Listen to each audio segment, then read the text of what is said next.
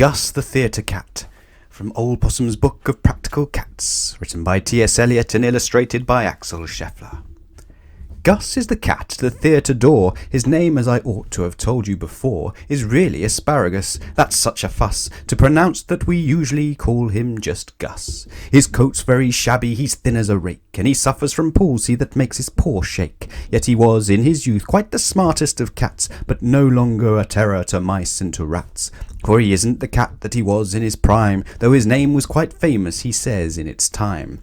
And whenever he joins his friends at their club, which takes place at the back of the neighbouring pub, he loves to regale them, if someone else pays, with anecdotes drawn from his palmiest days. For he once was a star of the highest degree, he has acted with Irvings, he's acted with Tree, and he likes to relate his success on the halls, where the gallery once gave him 7 cat calls. But his grandest creation, as he loves to tell, was Fire Frory Fiddle, the fiend of the fell.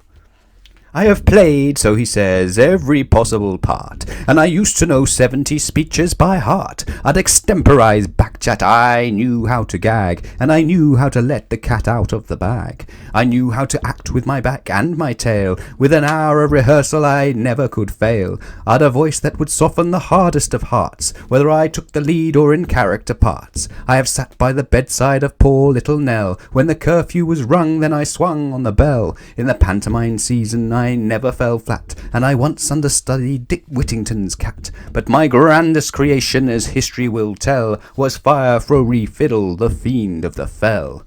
Then if someone will give him a toothful of gin, he will tell how he once played a part in East Lynne. At a Shakespeare performance he once walked on Pat, when some actor suggested the need for a cat. He once played a tiger, could do it again, which an Indian colonel pursued down a drain.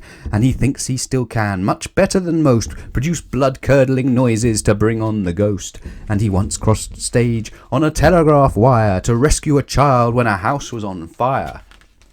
And he says, now these kittens, they do not get trained, as we did in the days when Victoria reigned. They never get drilled in a regular troop, and they think they are smart just to jump through a hoop. And he'll say, as he scratches himself with his claws, well, the theatre's certainly not what it was. These modern productions are all very well, but there's nothing to equal, from what I hear tell, that moment of mystery when I made history as Fire Frory Fiddle, the fiend of the fell.